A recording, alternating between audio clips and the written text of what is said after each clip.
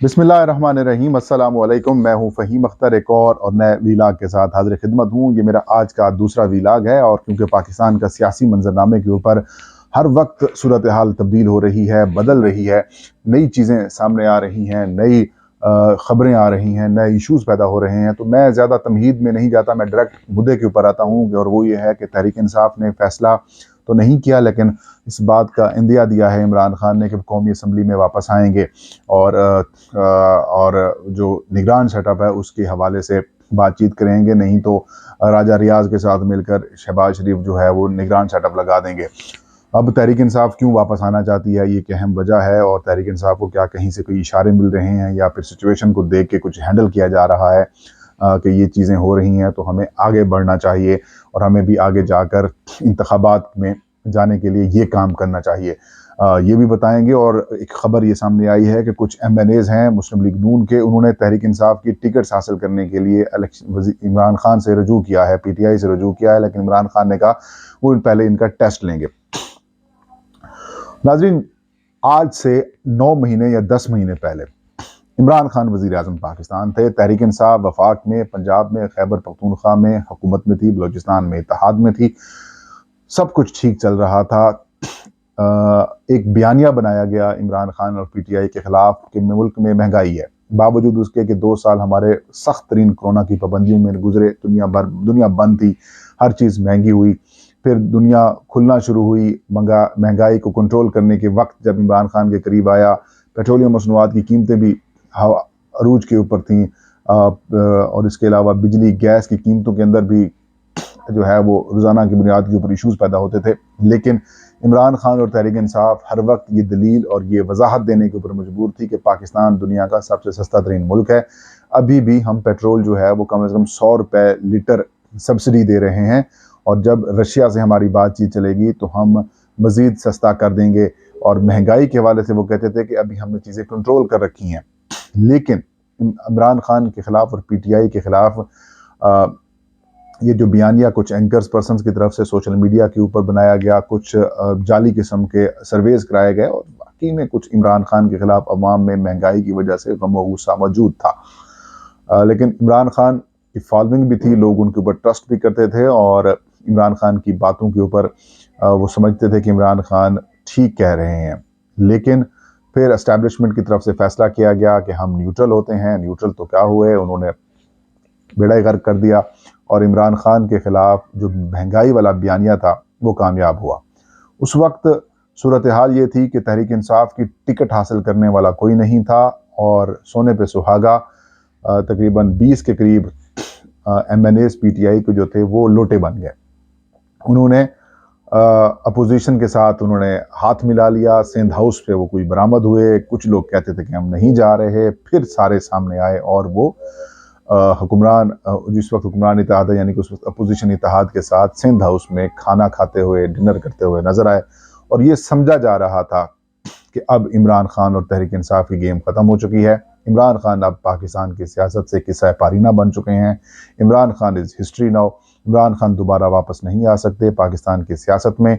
लेकिन लोग कहते हैं कि कुछ प्लान हम करते हैं, कुछ प्लान ऊपर वाला करता है, और होता वही है जो ऊपर वाला करता है। अब सूरत हाल ये है कि वो मुस्लिम लीग नून जिसकी पार्टी टिकट के लिए लोग हुकूमत छोड़ने को तैयार थे या शामिल ऑलमोस्ट हो चुके थे, अब उसी जमात के जो लोग हैं वो अपनी जमात के ऊपर एतबार नहीं कर रहे और वो तहरीक इंसाफ की जानिब देख रहे हैं।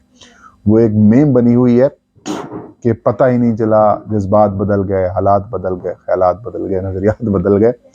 और वही हुआ कि अब मुस्लिम लीग नून के जो MNAs हैं, जो है वो जो सियासतदान जो जमात में शामिल लोग हैं, वो अपनी जमात की पॉलिसी से तंग आ चुके हैं।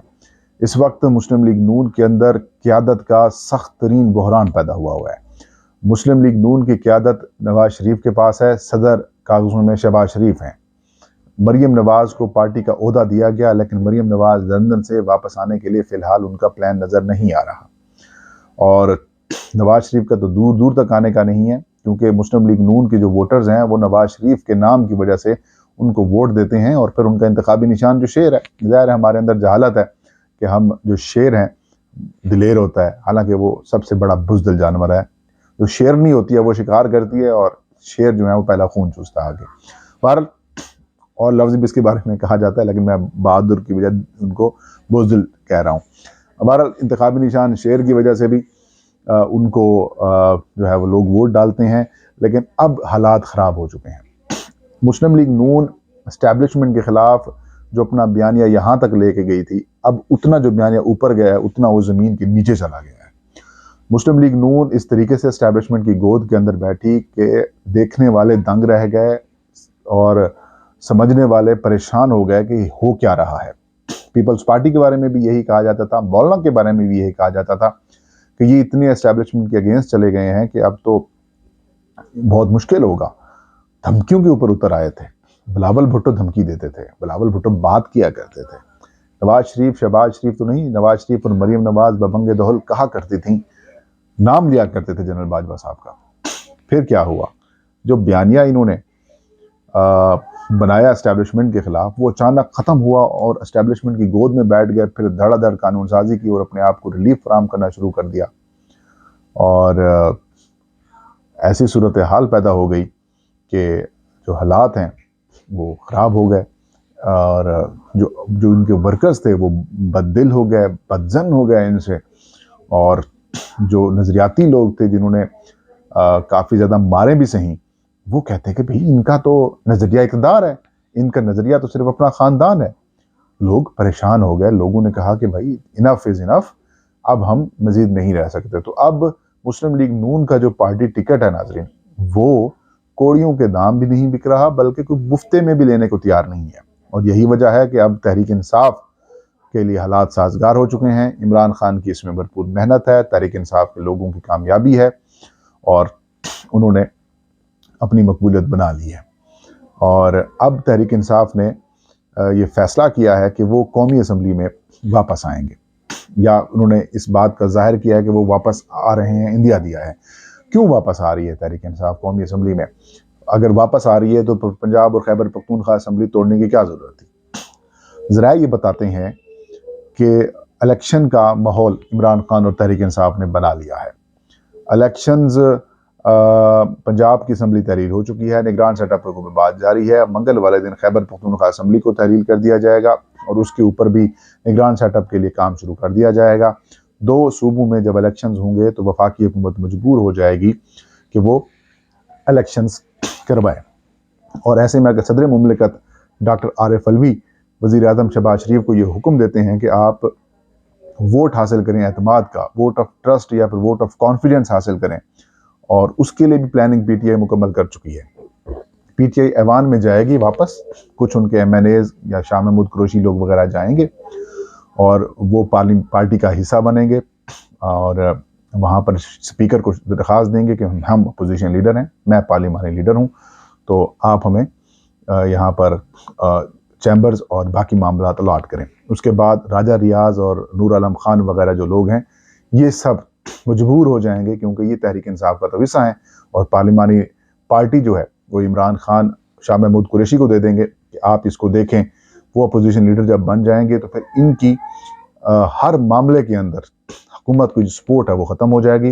बिलखसूस फाइनेंस बिल, तहरीक अदम एतमाद या एतमाद, या फिर वज़ीर आज़म का इलेक्शन जो है, इन मामलात के ऊपर जो है वो पार्टी पॉलिसी, पार्लिमानी पार्टी की पॉलिसी जो है वो इनको फॉलो करना लाजमी होगा।